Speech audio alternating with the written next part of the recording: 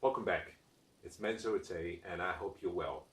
I'm going to be giving you some ideas and some suggestions on how you can very easily ascertain where you are financially. Now, just imagine that you are about to travel from one location to another. One of the first things you do as soon as you get into the car, assuming the car has a global positioning system, is you put in the destination you're trying to get to. Now, too often we focus too much on the destination. And as a result of that, we rarely arrive at the destination. In a GPS system, once you've entered the destination, the route is calculated based on your location. You have to enter a start plot point or a start place before you enter the finish point. And so, in your financial life, one of the most important things you must do is have an understanding of where you are. And to do that, you need what we call a financial statement. Now, a financial statement is one of the most important documents you need if you have any interest in creating wealth. Part of the reason a financial statement is important is simply because with the financial statement, you're able to ascertain where you are, and with that information, you can understand how quickly you can get to your destination.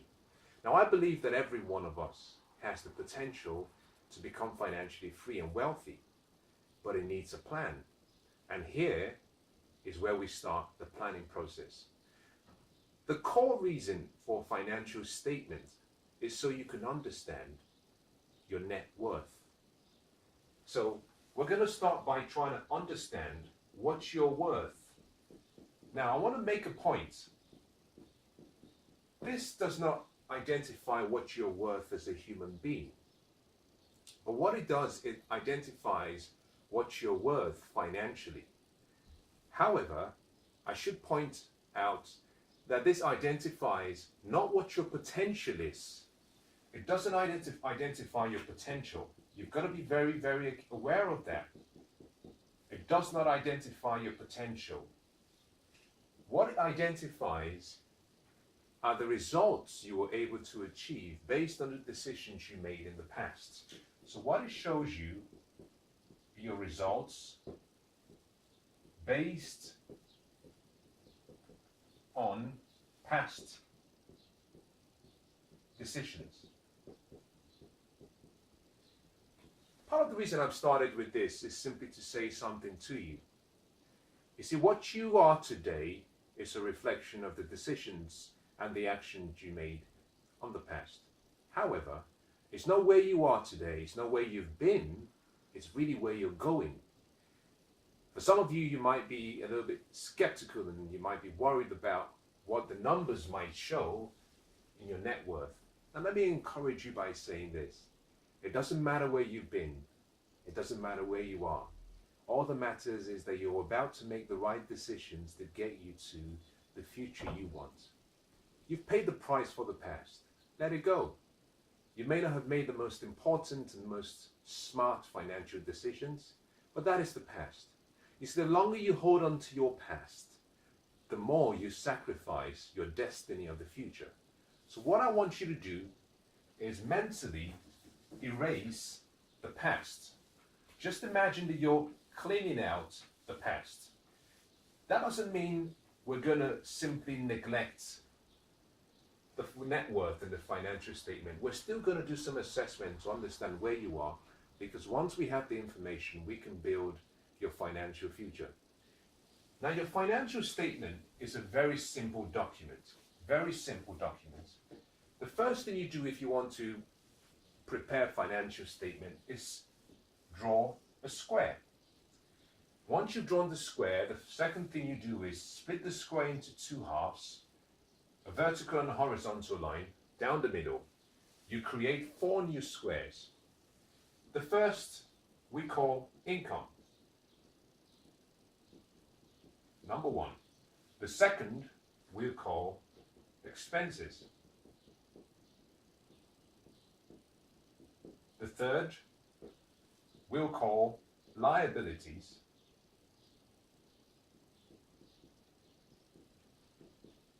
And the fourth we'll call assets. Now, these are the core parts of a financial statement. You need to know what your income is. You need to know what your expenses are. You need to understand what your liabilities are. And finally, you need to know what your assets are. Now, with this information, we can start populating your financial statement. There's another word that I want to talk about because, you see, what you have here is a pictorial form of a financial statement.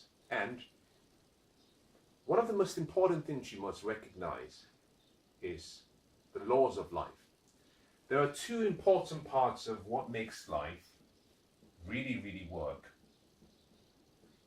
The first is order. Now, what we've done here is we've created a form or an order. The top section of this is what we call your income, expense statement. Now, that separates the top from the bottom. The bottom section is what we call your balance sheet.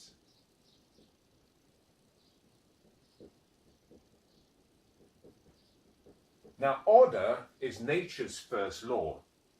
Order. Now, once you have order, now you can create what we call movement. Now, I like making references to ancient books, and I'm going to use some books and some references in some books to explain some of the concepts that I'm going to be sharing with you. Now, the second law and the second most important thing you must consider once you have order is you must look for movement. Order and movement are two important nature's law. One of the first things you must do. We have order now. The second question then is movement. Now, how do we create movement from this financial statement? Now, this is important because it really is the foundation upon which you can start to create wealth.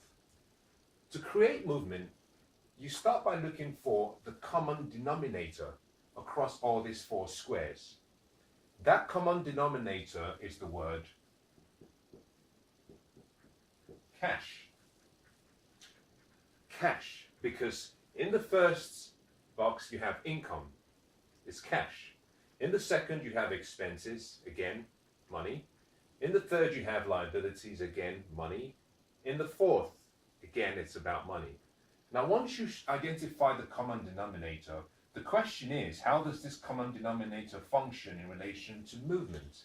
Now, what we cannot say is cash movement, and therefore, in using a word that is more synonymous to what we're dealing with, what we say is cash flow, meaning the movement of money from one box to another. Now, cash flow is, in my understanding and in my opinion, one of the most important words in business. The first thing you want to see is cash flow. Not profits, not loss, cash flow, because cash flow keeps the business going. It's somewhat similar to a word called velocity. Now, every country has a velocity, meaning the movement of money. So in most countries where people stop spending, the country starts to decline. Once you have spending going on, and that's the reason why most countries are always playing ball with interest rates and trying to ensure that interest rates and inflation are somehow regulated, because you need the movement of money to keep the economy going. You need the circulation of money. And in these four boxes, we're going to have money flowing.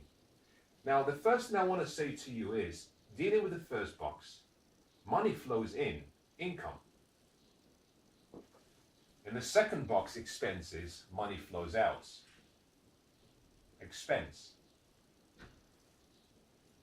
In the third box, liabilities, money flows out. In the fourth, money should flow in. Now you understand that I used the word should.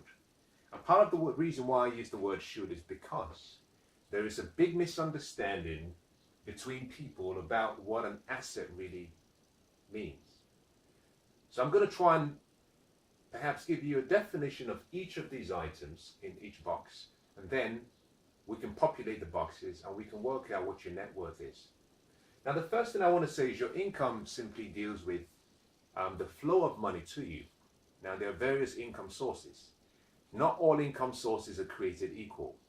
Now if you have a job, then perhaps you have a salary, you have a wage, you have a bonus, you have tips, you have commissions. So what you do in this box, you list out all of your income from your job or from where you earn your source of income. You might also include, if you have investments, you include all of your investment income. If you have savings, you could include interest generated from savings. This box, the income section, is for every source of income in your life. It doesn't matter where it's coming from, it captures everything. So the first thing you do in the income section is make a list of all the income sources. Just write the names down. Now writing this down carefully helps you focus your attention on the story. Remember that life is all about stories. Life is all about stories. And your financial statement, and each section of the financial statement tells a story.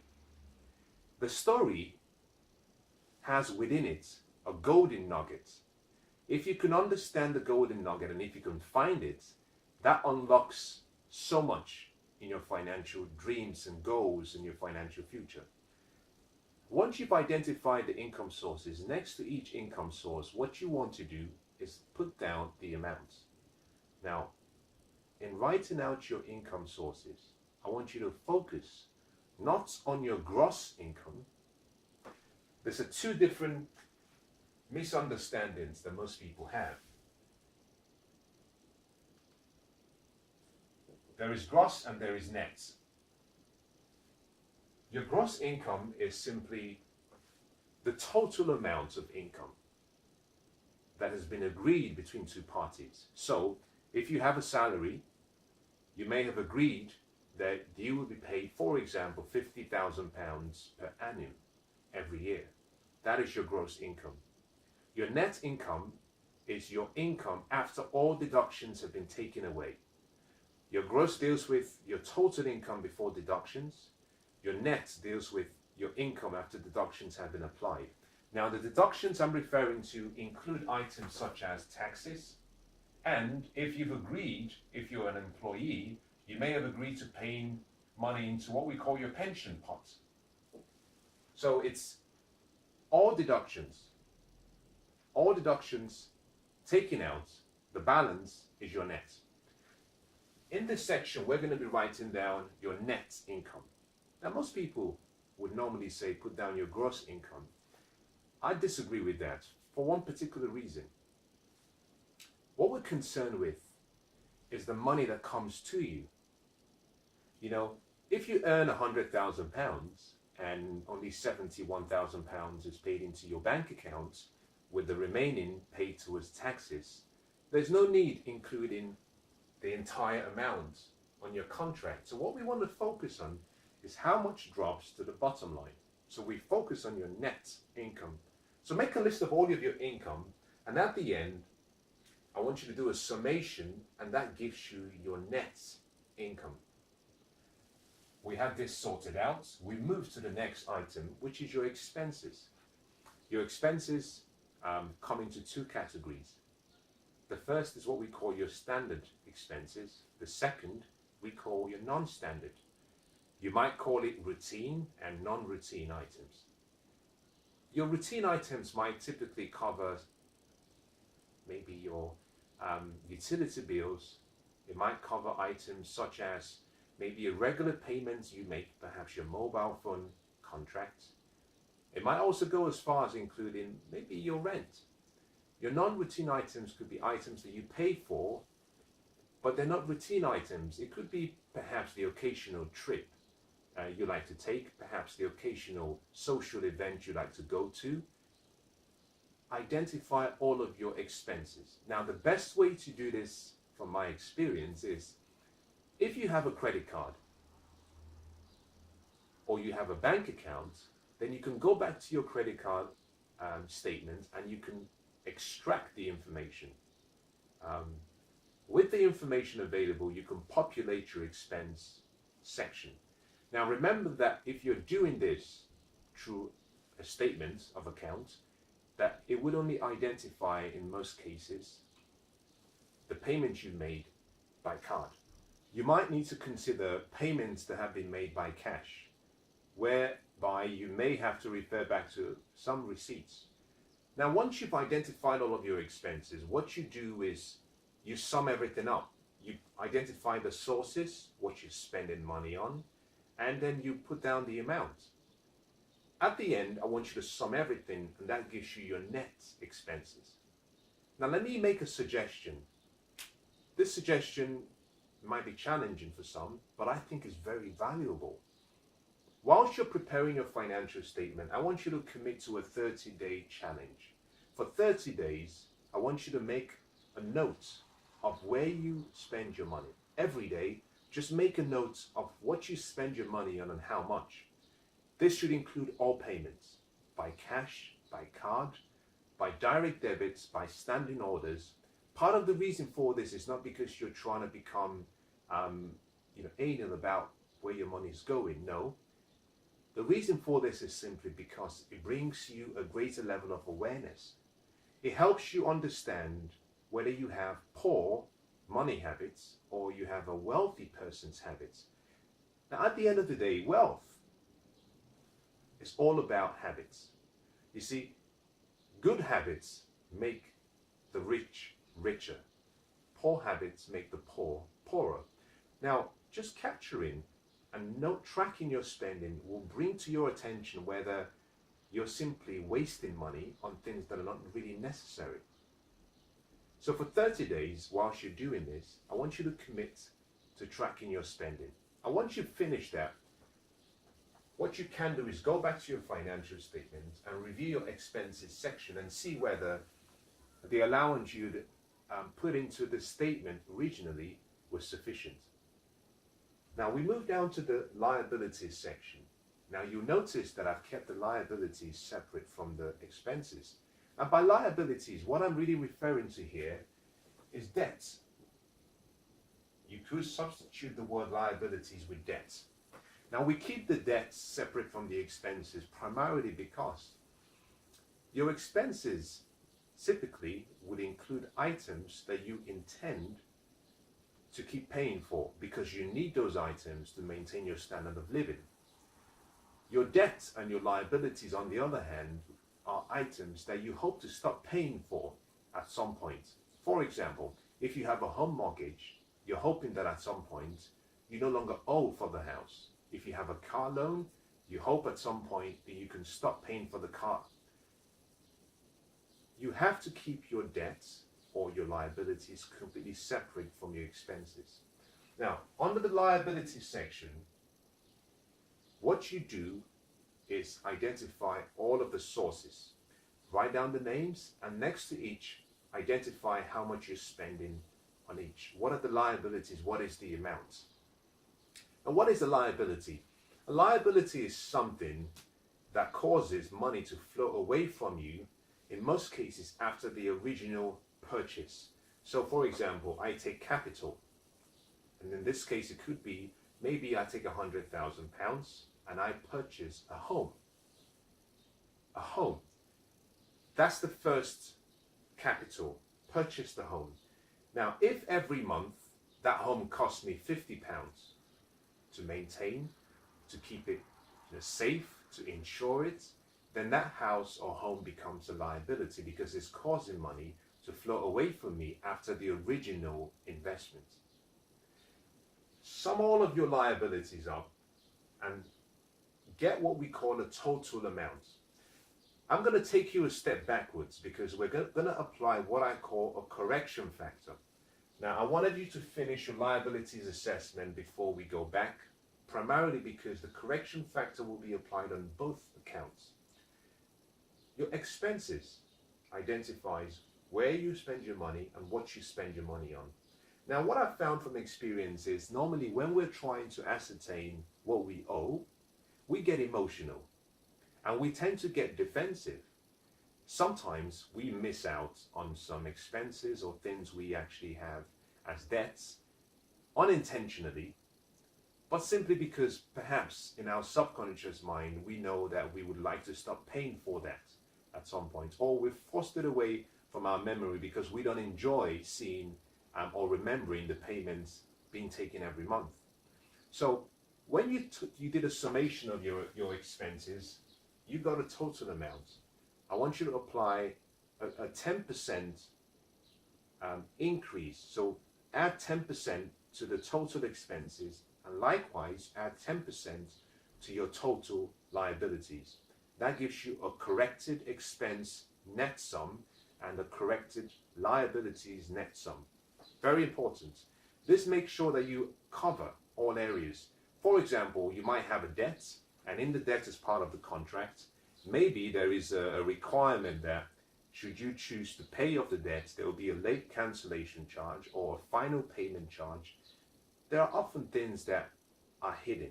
Now we add an extra 10% to create a buffer to ensure that everything is covered. Now the final section of your financial statement is your asset section. Your assets represent items that create the flow of money to you. So after the original capital investment, we use the same example of £100,000. If I took the same £100,000, but rather than buying a home, if I bought a real estate or property investment, and every month through tenants, by renting the space, I receive a net profit of £10 per month, then that property, that investment is an asset because it's paying money to me every month, a net profit every month. So the difference between a liability and an asset is simply the movement of money. Money moves towards you or money moves away from you. Now recognize that there are good assets and there are good liabilities. I'll give you a good example. If you invested in maybe a real estate investment or property investment and you were getting profit every month and the property was increasing in value, then that is a good asset.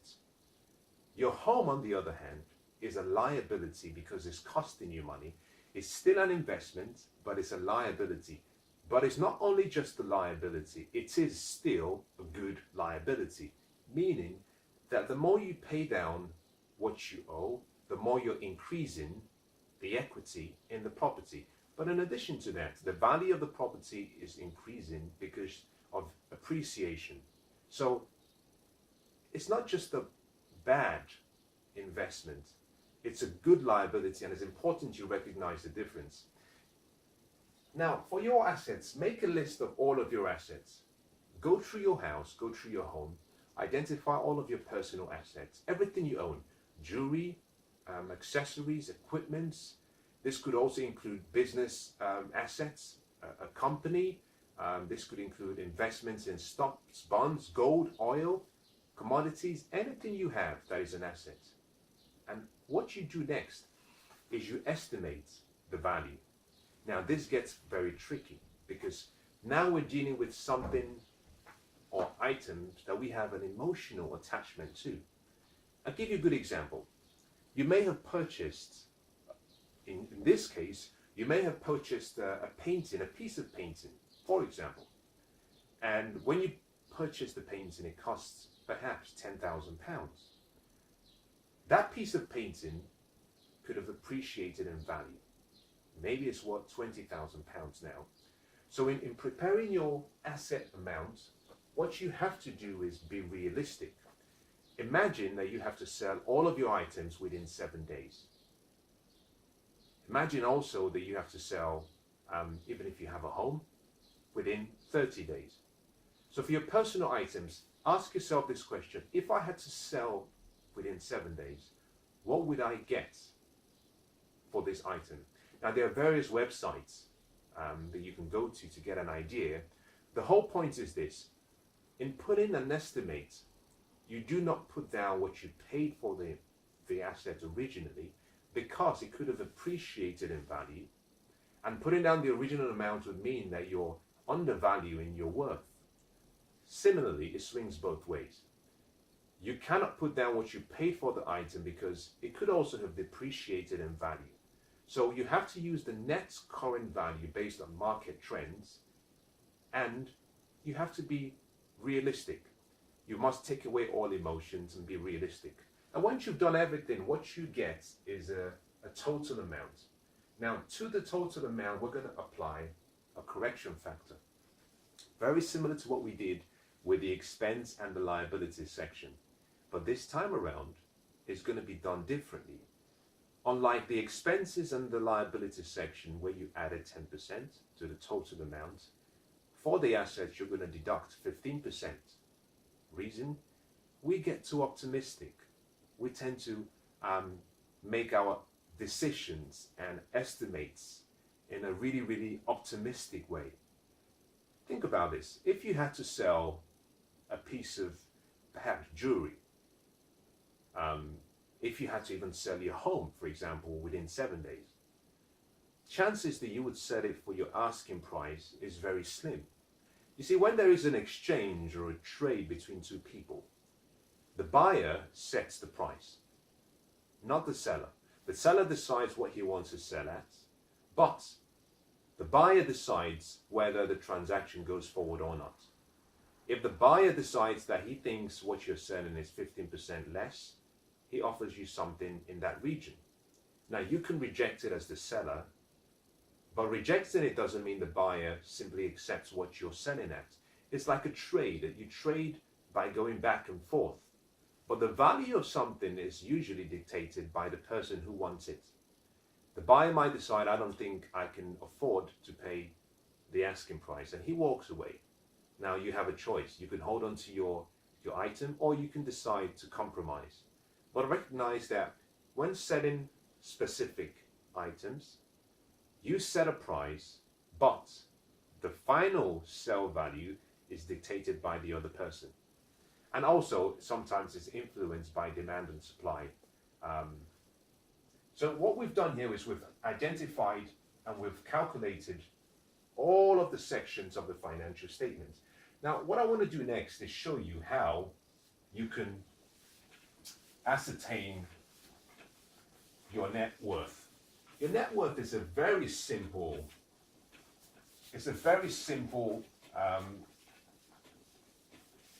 piece of information to find.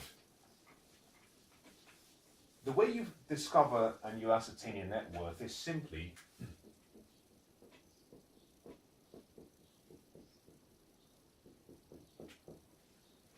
your assets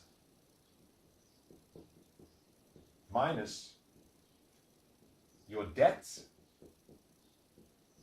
or liabilities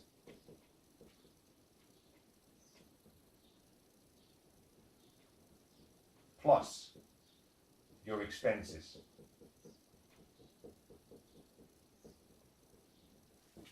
This gives you your net worth. You add your debts and your expenses, or your liabilities and your expenses, and you deduct it from your asset value. That gives you a net worth. Now, for some of you, when you do this exercise, what you might find is that your net worth is in the negative, meaning it's less than zero. If that happens, it simply means that you're living beyond your means, and it means that you have more liabilities than you have assets. Now, this is important because it helps you start planning how hard you're going to have to work, first of all, to get you back to a level zero, and then start building wealth. You might also do this assessment and you find out that yours is in the positive, meaning that your net worth is greater than zero. This means that you have more assets than you have liabilities. Now, the financially intelligent people all have a financial statement. Very important. Very important. But how do you know if you're doing well or if you're not doing well? That's an important question. Very important question. You see, in archery, there's a term called sin. Meaning, if you aim at a particular target and you pull the bow and you release, and, for example, that's your target, that's where you're expected to strike. If for whatever reason you strike there, now what this says is that you've missed the mark. In archery, they call that sin, and they say you've missed the mark. We want to look at your financial position and understand whether you've missed the mark. Now, to do this, we have to compare your true net worth against something. Now, you do this by using what we call your estimated net worth. Now, your estimated net worth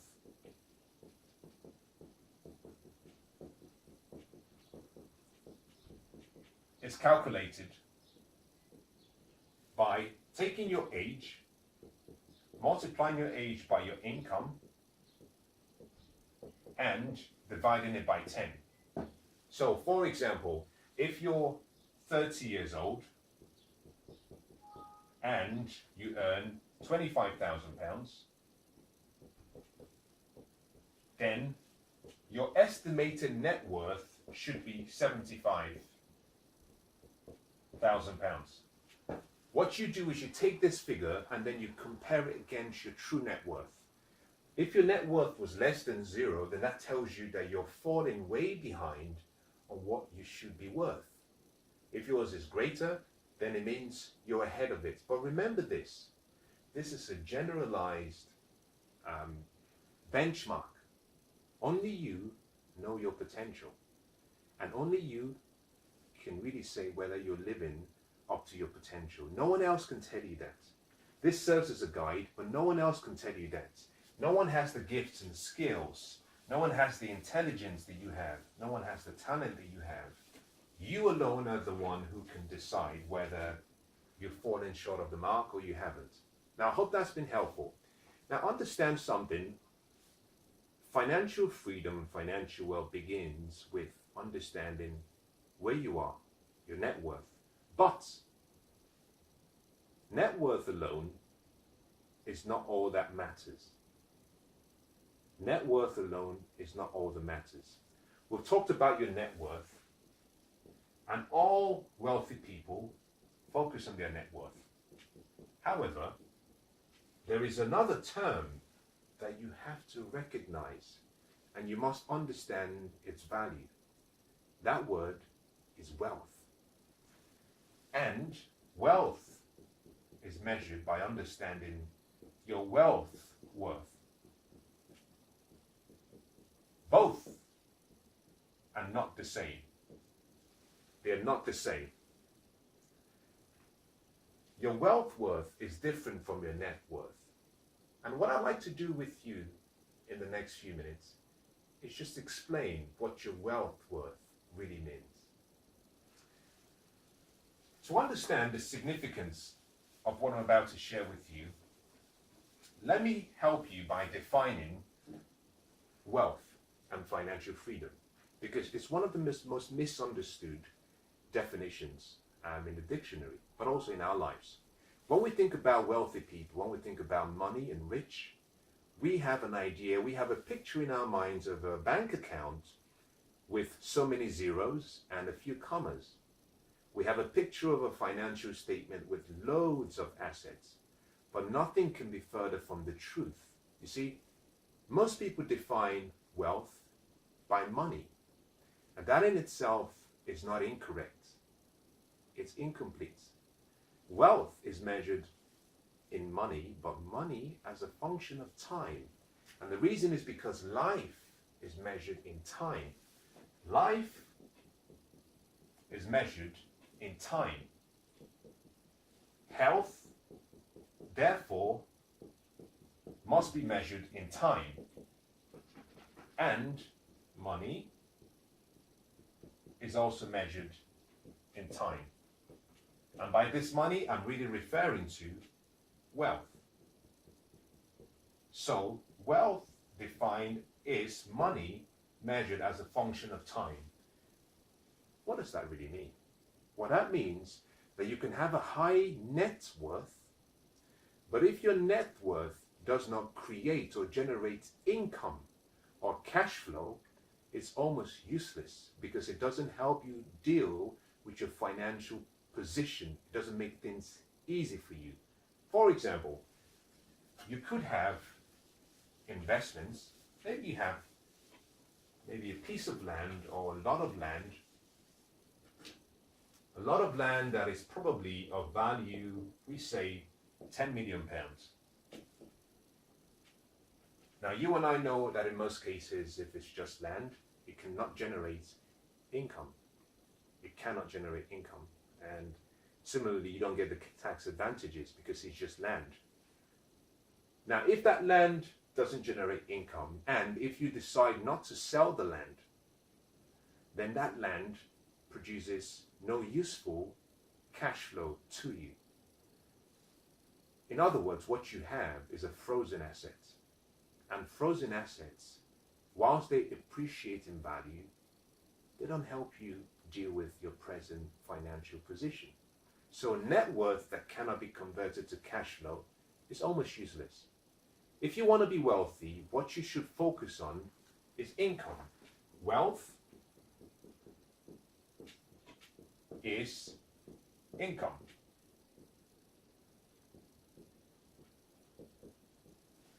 Meaning, the key to becoming wealthy is to focus on acquiring assets that generate an income, assets that increase in value over time, but generate cash flow, positive cash flow, income. That is how you define wealth. Now, to understand the significance of this, let's imagine, for example, one person has 10 million pounds in land. The second person, on the other hand, has an investment. This investment perhaps is worth only 1 million. Now, although it's worth 1 million only, number one, number two, according to the definitions and how we see things, we would normally say number one is wealthier than number two because he has a higher net worth. But not so, because number two has a lower equity in his investment. However, if this investment pays him £1,200, for example, each month, if this pays £1,200 each month, and if his expenses, this is income, if his expenses is £1,000 per month, then it means that he has every month a £200 net profit balance. What this means is that assuming his expenses never go above his income, assuming that his expenses always remain below his income, then what he has is he has a wealth that is infinite, meaning it would not stop. So that wealth can last him a lifetime. This can continue to appreciate. The difference between these two people is that he, number two, is wealthy because he's financially free. He doesn't need to work for money. Now, this individual, on the other hand, could have 10 million pounds in an asset, but because he has no income, he needs to work for money. He's still financially dependent. Financial freedom and wealth is hidden in the four-letter word free. It means you're free in money and you're free in time. You have assets that produce money for you whilst you sleep, whilst you dance, whilst you spend time with your loved ones, but it produces an income for you without you having to work for it. That is what wealth is all about. Financial freedom. Let me give you the definition, and then very quickly I'll show you how to calculate your wealth worth. Financial freedom is simply your ability to live the life you've chosen, to choose your lifestyle, your preferred lifestyle, to live the life you've chosen and maintain that choice of standard in such a way that you do not have to work for money, whereby you have investment that generates enough income to cover your expenses. That is financial freedom. It's getting to the place where you do not have to work for money, but you choose to work if you want to. In this case, you're working for joy, for fun. Because working for money is the worst way to earn money. You and I have been given skills and gifts and talents and abilities. We should work for satisfaction. We should work to develop our skills and gifts and talents. We should work to make a difference, to collaborate and engage with people and develop stronger, meaningful relationships. But our focus should never be working for money. If you work for money, you're a slave to money. If you want to be financially free, you have to reverse the role. You reverse the role simply by having money work for you.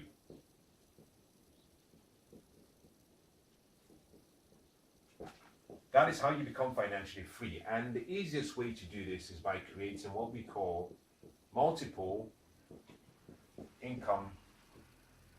And this is passive income sources. That is financial freedom, that is wealth. Now, how do you understand and ascertain whether and how or what your net wealth worth is? We've talked about net worth. So what I want us to talk about next is what we call your wealth worth. Now, just like we did for the financial statement, the first thing I want you to do is draw a square. And once you've drawn the square, I want you to split it down in the middle. You have number one, we're going to write investment.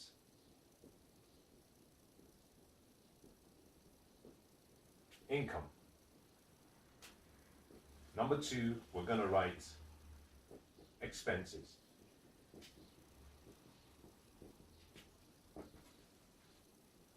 The first thing you do is you go back to your financial statement. You go back through all of your assets that you had and you identify the assets that create income.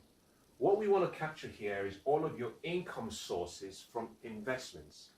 It's not income from a job. It's not income from a commission or a bonus. No, it's not income from tips. It's income that is generated without you having to work. Imagine you just lay in bed every day. How much would you make? How much will come to you if you do not put in the time, the labor, the effort, or your presence? That is what we capture here.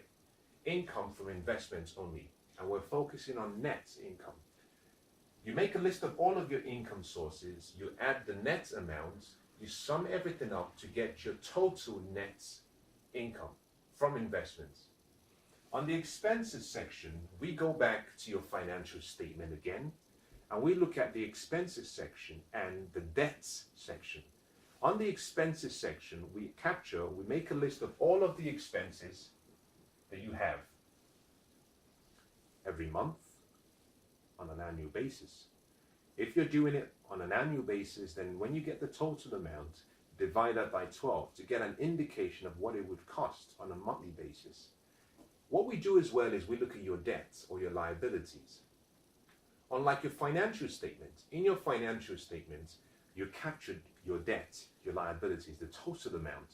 So for example, if you had a home and you had a mortgage or loan for £200,000, in your financial statement, you would have included that whilst doing your assessment to work out your net worth.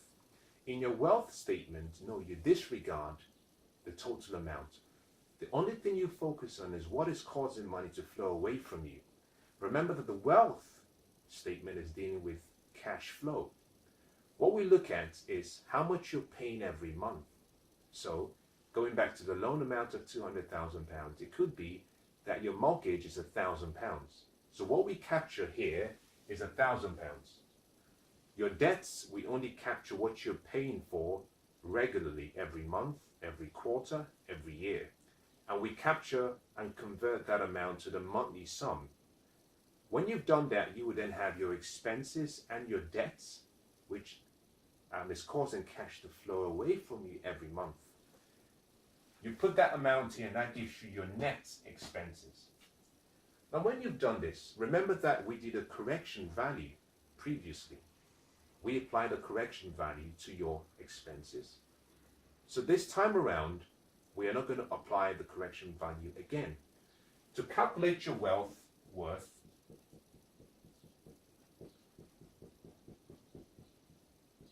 you simply subtract the expenses from the income. This will give you an amount. If the amount is greater than 0, then it means that the income you're generating from your investments is greater than your expenses. Very quickly, take the income and divide the income by the expenses. This gives you what we call your wealth ratio. If the amount is greater than 1, again, it means that the income you generate from your investment exceeds your expenses. In both cases, if it's greater than 0 and greater than 1 for the ratio, then it means that you're wealthy, you're financially free. And if that's the case, I want to welcome you to the Financial Freedom Island. The focus now should now be about increasing this ratio. I'm not too worried about this amount, so we tend to disregard this. The wealth worth is important, but we want to focus on the wealth ratio.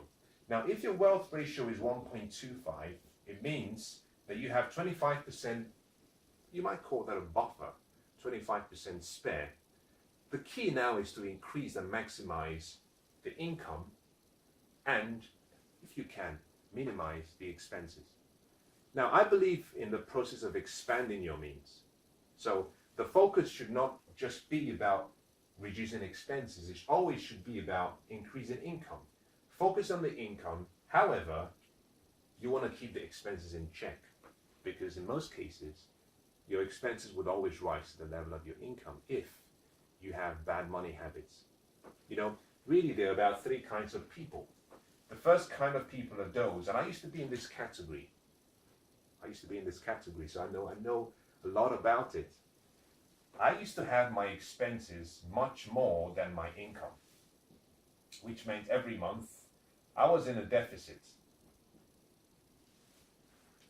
And as I started to increase my financial understanding and knowledge, and I started to get rid of a lot of my poor habits, I found that I got to a point where my expenses was about the same as my income. So I was in a net position. I had no extra money, but I wasn't in debt. And again, by slowly developing more habits and improving my habits with money, I got to a point where my expenses was less than my income. Now, in the first section, I did say this should be expenses is greater, so forgive me for using the wrong sign. But I got to a point here where I had a surplus, meaning that I had some spare amount of money left, which I could now invest. The key is to keep increasing your wealth ratio. The higher ratio, for example, if you go from 1.25 to 10, that is beautiful. It means it doesn't matter how challenging things become for you, you have enough income to cover your expenses. The higher your ratio, the more you have enough redundancy and leverage, not only to reinvest, but also to protect you in the event of some unforeseen scenario or event in your life. Now, recognize something, that all wealthy people have a financial statement. However, wealthy people who have financial understanding also focus even more on the wealth statements. I believe, in my opinion, that the wealth statement should be your area of focus. And part of the reason I say that is because You can increase your net worth. You can make it as much as you want it to be. Unfortunately, if you're not free, you've missed the mark. You've sinned. You've missed the mark. You see, the whole point is that we were all born and gifted to have a life, and in this life we're meant to live it to the fullest. Meaning that we're meant to live this life abundantly, and that means living life on your terms, the way you want it to be. When you focus on your well-worth instead, it helps you start to channel your energy towards creating time and money freedom. I would rather have time and money freedom than have so much money frozen in an asset, and every day I go to bed worried, in fear, anxious, scared, unaware and uncertain about what's going to happen. You see, we were all born to be free. If you want to be free, one of the most important things you have to do is make the right decisions. And that decision begins with recognizing that you have the power of choice. You can choose. My recommendation to you is this.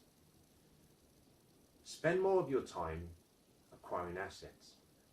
Let those assets be assets that appreciate in value.